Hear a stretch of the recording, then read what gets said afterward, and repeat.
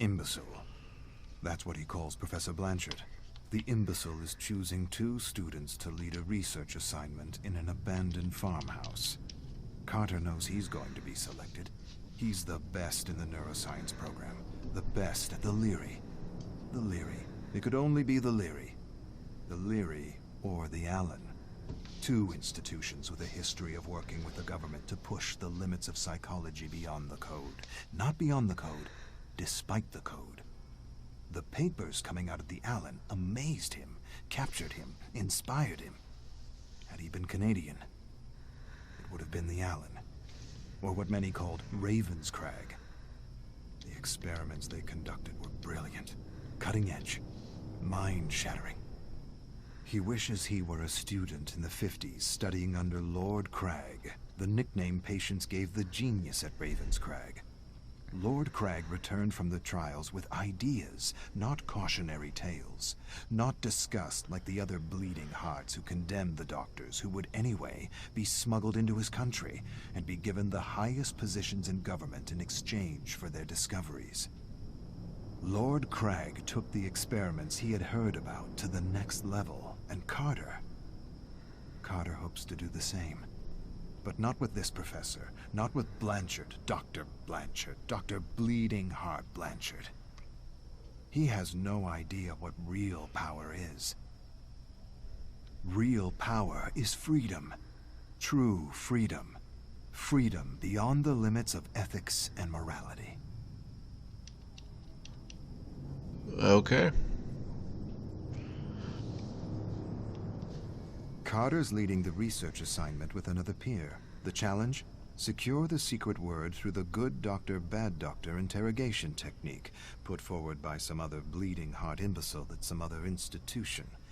He's bad doctor with a code.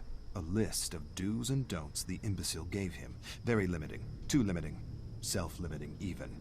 How is he supposed to secure anything with these limits? Surely he realizes how futile the experiment is with this code.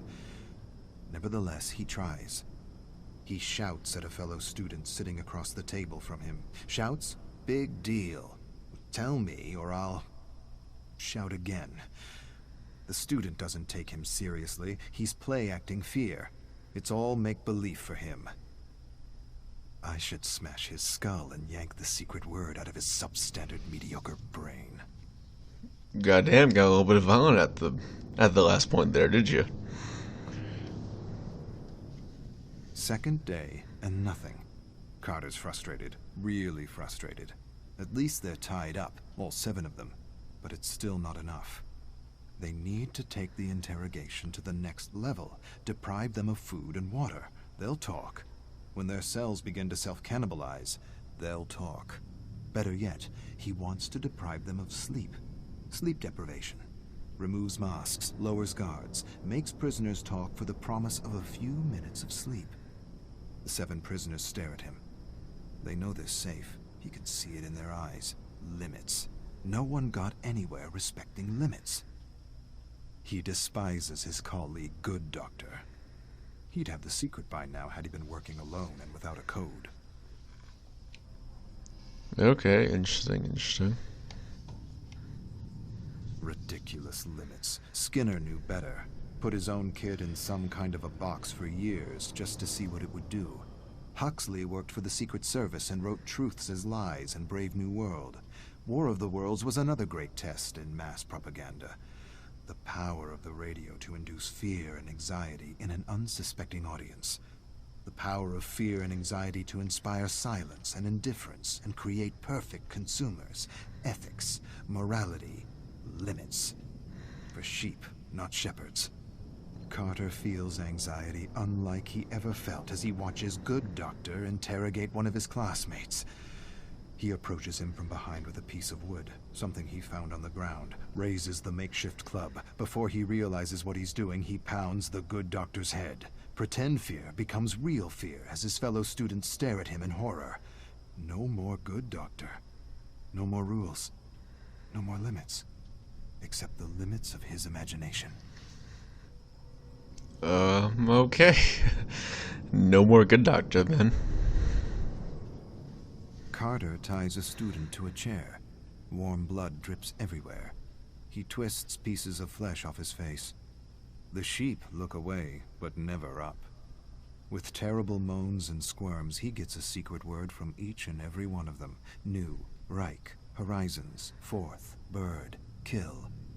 His classmates beg to be released. They sob and agonize in their chairs. They plead the experiment is over. You have the words. You win. We're done. Carter smiles. He's still got a few days. A few more days and a few more experiments to run. Could put his career at risk. But he's got the good doctor to take the fall. I'll take what I learned from Lord Crag and lobotomize these imbeciles and manipulate... No, not manipulate. Manufacture. Yes, manufacture reality. God damn. Still has a few days left. No. Wow. Music blares. Eyes are kept forced open with toothpicks. Carter piggybacks a looping song with an inaudible subliminal frequency to evoke fear, anxiety, and discontent. He experimented with the loop on his parents, always caused a fight between them. He doesn't remember where he got the loop. He first read about the subliminal frequency from advertisers. Advertisers deny subliminal loops work. Of course they do. Advertisers deny they use subliminal loops. But they do. They use them, and they work. They must. They must because peace and contentment is our natural disposition. War and discontent needs to be instilled, enforced, manufactured, repeated over and over again until it's the main script in the collective consciousness.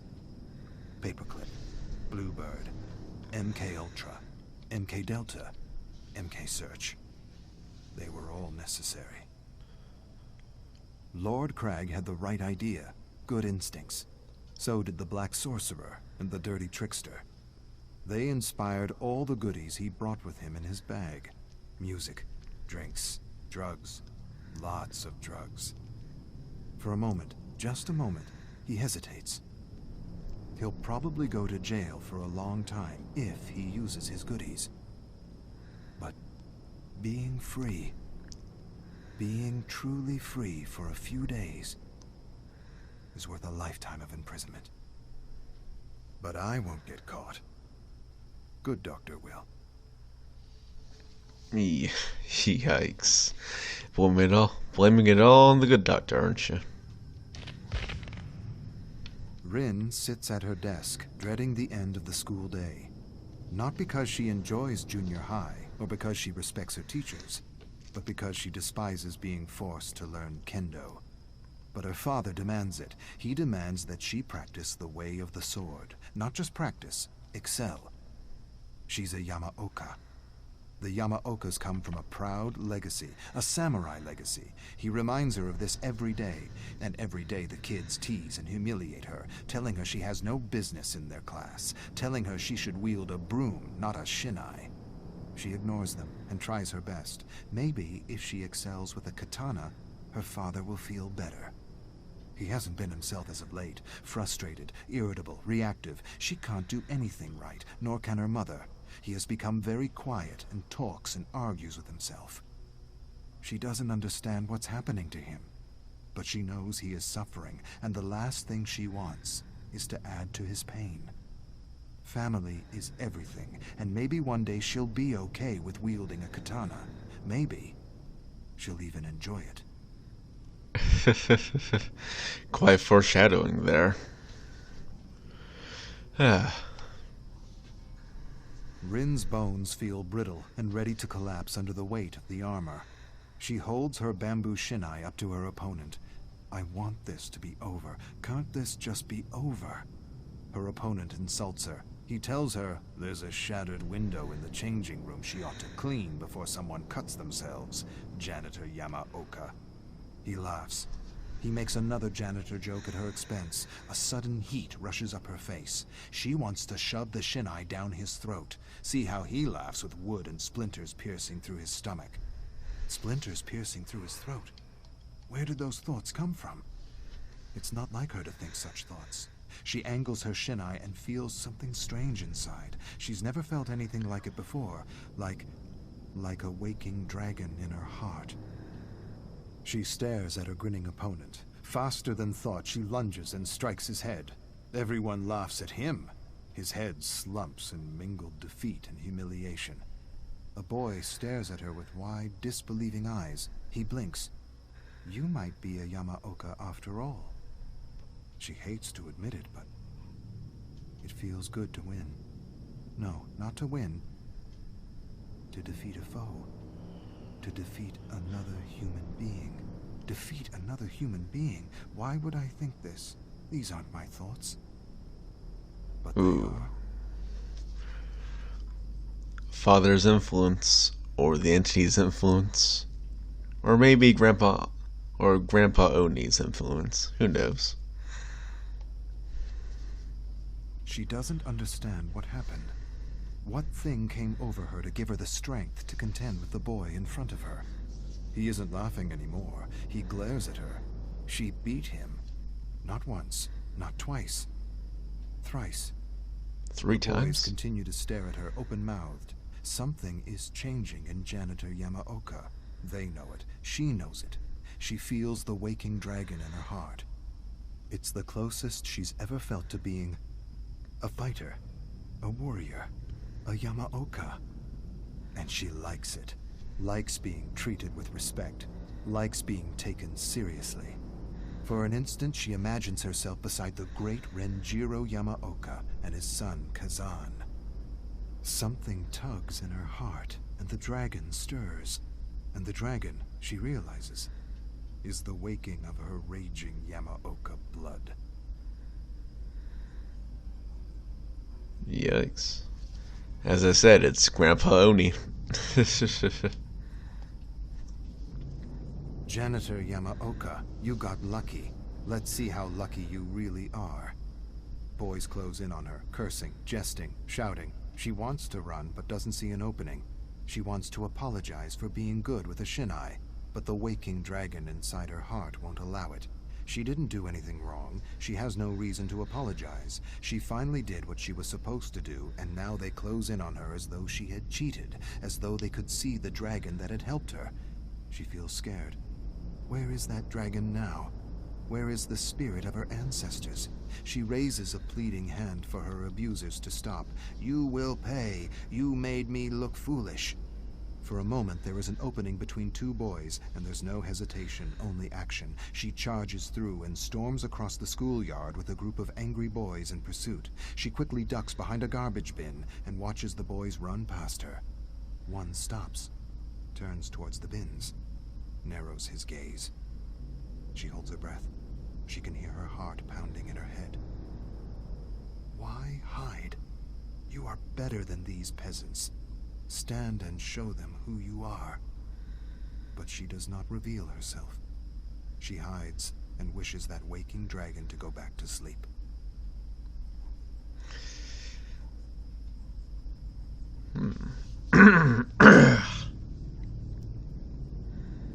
Well, wonder what's gonna happen to those boys. Rin emerges from hiding and begins her long walk home.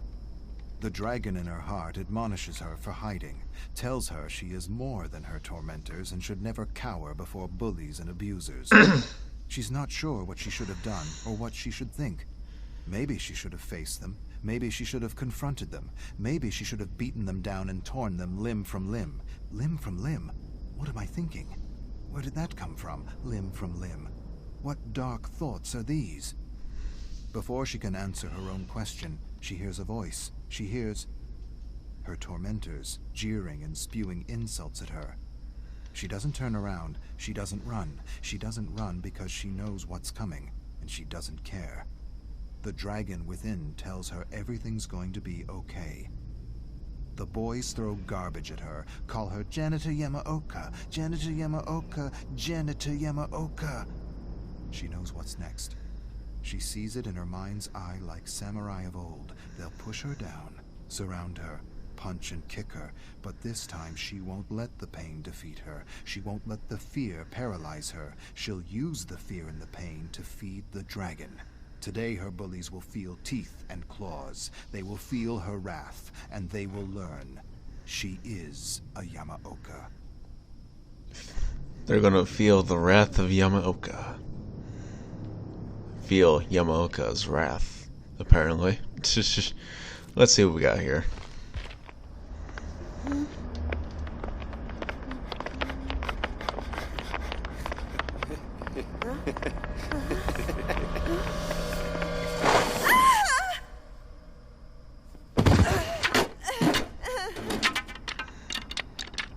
Show them their claws.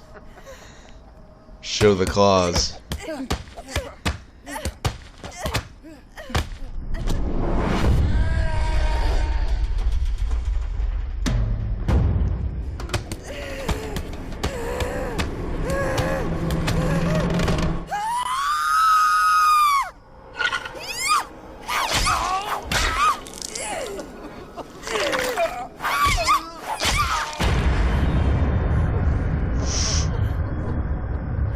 Holy shit.